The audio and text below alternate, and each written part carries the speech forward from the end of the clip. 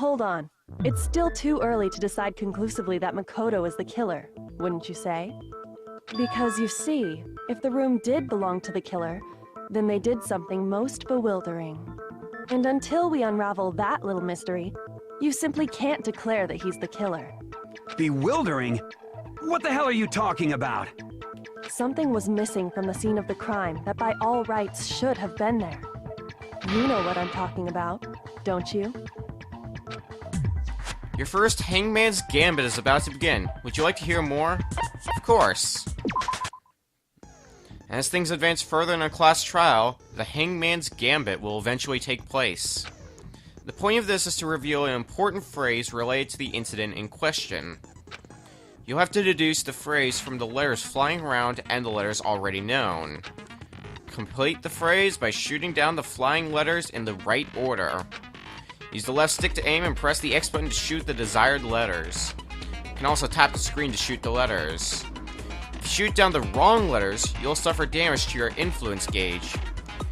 If this gauge reaches 0, or if you run out of time, you fail. Well then, good luck and have fun. Something that should have been at the scene, but wasn't. That must be the crucial point. If we can just figure out what that something is. Our first Hangman's Gambit. 4-letter word, I being the third letter. I think we have our answer. There's a lack of hair. Now I understand.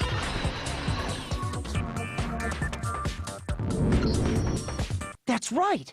There wasn't a single hair on the floor. So, the culprit removed some evidence? Exactly. But why would Makoto get rid of hair that was in his room? Yes. And if I were the culprit, why would I need to get rid of all the hair in my own room? It wouldn't be unusual at all to find my hair at the crime scene if the crime scene is in my room.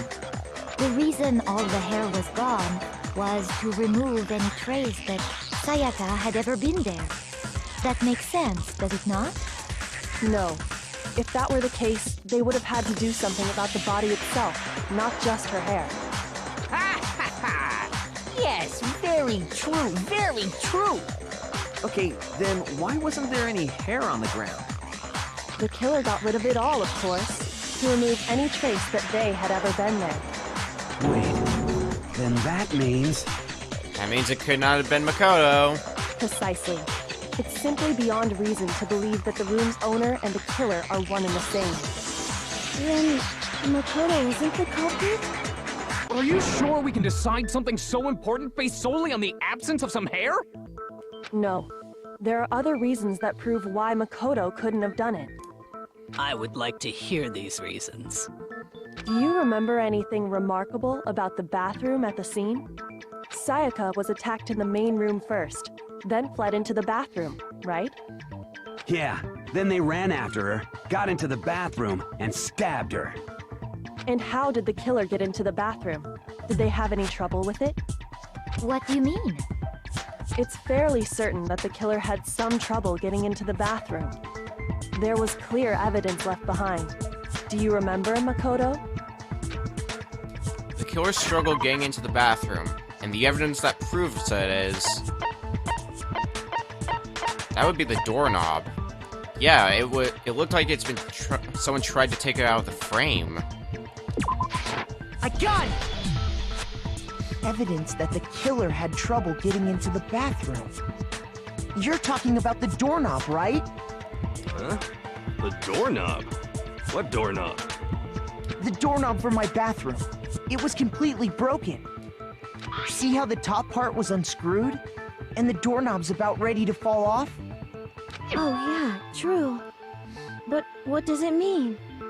In trying to bypass the lock, they ended up nearly removing the entire doorknob. This is another most bewildering act for the room's owner. It proves Makoto is beyond suspicion. So what? You're saying he wouldn't break the door in his own room? But if the only choice you have is to break it, you break it. There's nothing bewildering about it. It's not that simple. You still don't see? Okay then. Let's take another look at how the incident unfolded. Hopefully that will help you understand. Kyoko said it was a bewildering act. I almost didn't notice it at first, but is that the key point here? Bit more to learn about Nonstop debates. Why don't we learn about this? From here on out, the number of weak spots will start going up. But no matter how many weak spots, there's essentially only one lie or contradiction in that debate. What I'm trying to say is, not all weak spots you see are necessarily false. Use a truth bullet on the wrong one, and not only will you fail to refute what they said, but you'll also lower your trust with everyone, and your influence gauge will take damage. Now, this is important because if your influence gauge reaches 0, you fail. You'll have to rely on your own logic to determine which weak spots are actually lies or contradictions.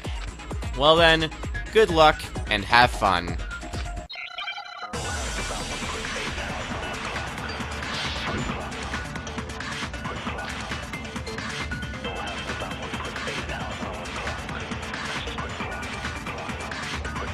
The incident took place in Makoto's room. Sayaka was first attacked in the main room. She then fled into the bathroom. Then the killer ran after her. And they got into the bathroom. At that point, the killer had to try and bust down the door, because Sayaka had locked it. And finally, the culprit had Sayaka cornered. And to finish the job, they stabbed her with the kitchen knife. It was you, wasn't it, Makoto? Admit it! We already know the answer. It's obvious that my bathroom door wouldn't open. But the real reason for that is... The incident took place in Makoto's room. Sayaka was first attacked, she then fled into the bathroom. Then the killer ran out, and they got into the bathroom. At that point, The killer had to try and bust because Sayaka had locked it. No, that's wrong. boys' bathrooms don't lock, so that's not why it wouldn't open. The reason my bathroom didn't open wasn't because it was locked. After all, the girls' rooms are the only ones with walking bathrooms, right? Yes, now that you mention it, that is true. Then why didn't your bathroom door open? Because it was stuck. Huh? What are you talking about? My bathroom door doesn't fit in the frame quite right. Monokuma over there can testify to that. Yup, true as true can be. But you know, you're supposed to be the ultimate lucky student, right? But to have such a cruddy door... That's not lucky at all! It's lucky if it's evidence that gets you off the hook, Monokuma. So the reason the door didn't open was just because it was stuck. But the killer didn't know that and assumed it was locked. So they tore apart the doorknob to get in. Okay, but then why would the killer even think the door was locked in the first place?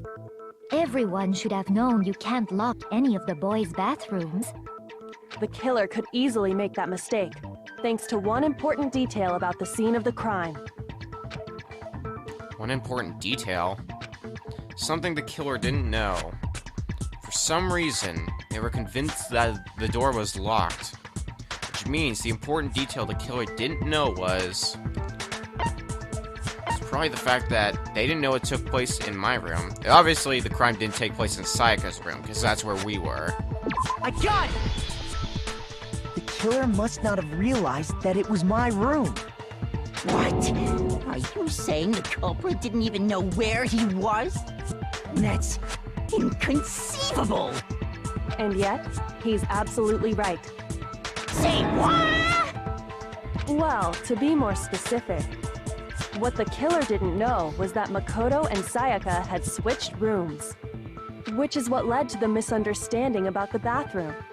If Sayaka had been in her own room, then there would have been a lock on the door, and they would have had to break through! So they had no idea how unnecessary their actions were. Ultimately, we can't know if it came open by force or simply by accident. But the killer must have been considerably confused, with no idea how they actually got the door opened. Regardless, it was a pointless act. Wasting time trying to break down a door that wasn't locked is... Definitely something I wouldn't do, since I would have known exactly why it wasn't opening, right? That is a definite possibility. So the killer would have to be someone who didn't know they'd switched rooms? Then Makoto couldn't have done it. That's what I've been trying to tell you. Okay, then who did do it? I'm sorry, but I give up! Quit without saving! But what happens if we can't decide on who we think did it?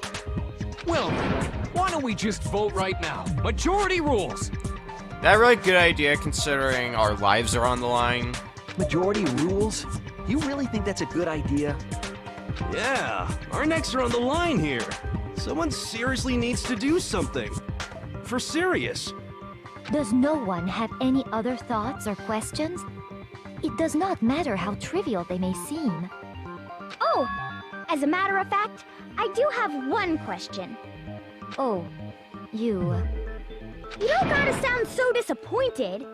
It's fine, it's fine. Just ask your question. Oh yeah. Okay, so, well, I was just wondering, how did the culprit get into Makoto's room in the first place? Yes. How did the killer get inside? Maybe Sayaka just dropped the key somewhere and the culprit picked it up. That's possible, right? I don't think so. That seems way too convenient. Then, maybe someone picked the lock? Negative! If you remember, Monokuma made it quite clear that the locks are all unpickable. Fine. How about this? The killer got in the easy way. They could have knocked and said they wanted to talk or something, and Miss Maizono just let him in. No, that can't be it either. Oh, trying to argue against me? Sounds like someone doesn't know his place. Hello? Why exactly can't that be it?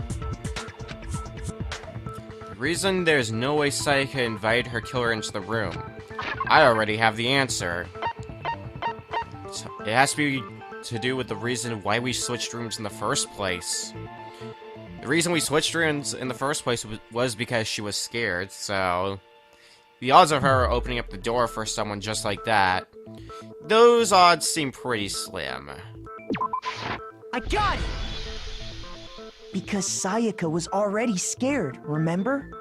That's why she asked me to switch rooms in the first place. The same goes for you, Sayaka. No matter who it is, don't open your door for anyone. Even if I'm sure it's you, I absolutely won't open it. Otherwise, what's the point of even switching? Knowing what she'd been through, I just can't believe she would have opened the door for anyone.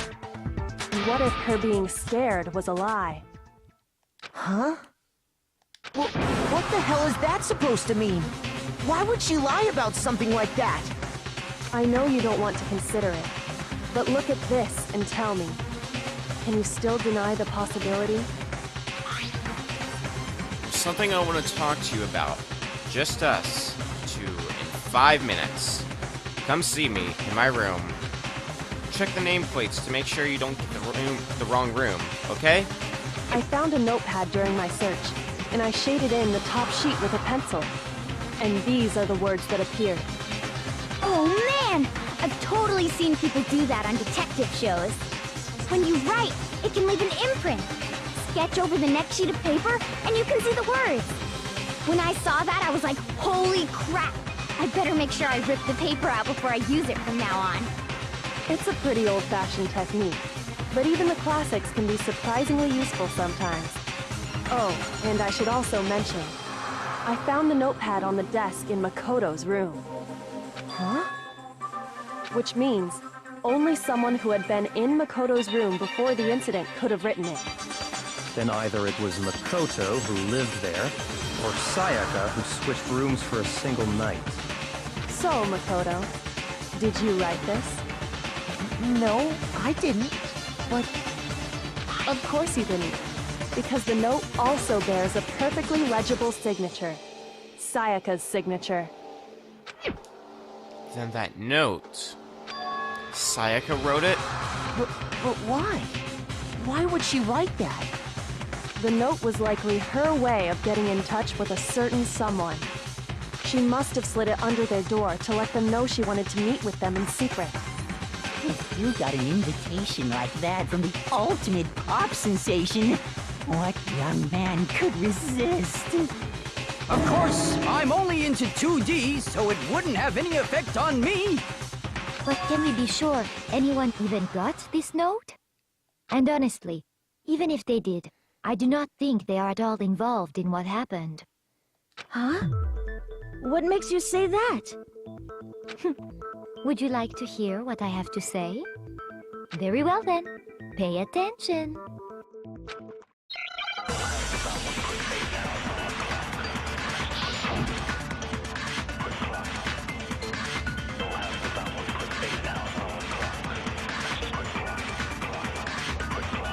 Sayaka and Makoto switched rooms, correct?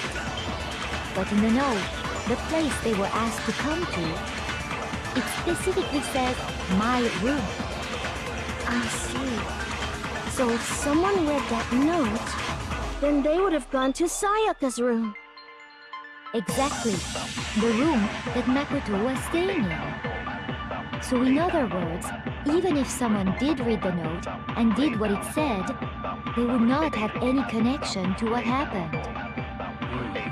It certainly would seem that way. The reason the killer went to my room and not Sayaka's, despite what the note said, it must be because... Sayaka and Makoto switched rooms, but in the note, the place specifically said, I see. Then they would have gone to Sayaka. Exactly. The room that... No, it's wrong. The door nameplates were also switched. The nameplates on my and Sayaka's rooms got switched. They got switched? That's right. The nameplates got switched, just like the rooms themselves. As a result, the nameplate on Sayaka's room actually had Makoto's name. And the nameplate on Makoto's room had Sayaka's. So what you're saying is, the room Sayaka was staying in was actually marked as her room. Then, if someone did do what the note said, they would end up at Makoto's room where Sayaka was. Plus, their rooms are right next to each other, so switching the nameplates would be no problem. And the one who switched the names was... Well, of course it wasn't you, right, Makoto? Right? Okay, then who did it? There's only one person who could have switched the nameplates. The killer didn't know about switching rooms in the first place, so that seems unlikely. We already said that we didn't switch nameplates and we're us. We know everything we did. So it has to be Sayaka. I got it! Me and Sayaka were the only ones who ever knew about us switching rooms. So the only other person besides me who would even know to switch the nameplates was Sayaka. You can also infer as much from her note. There's something I want to talk to you about. Just us two, in 5 minutes. Come see me in my room. Check the nameplates to make sure you don't get the wrong room, okay? She specifically tells the reader to check the nameplate. She would only have written that if she knew the nameplates had been switched. But why would she switch them in the first place? She wanted someone to come to the room she was in, and also hide the fact that it was Makoto's room. What?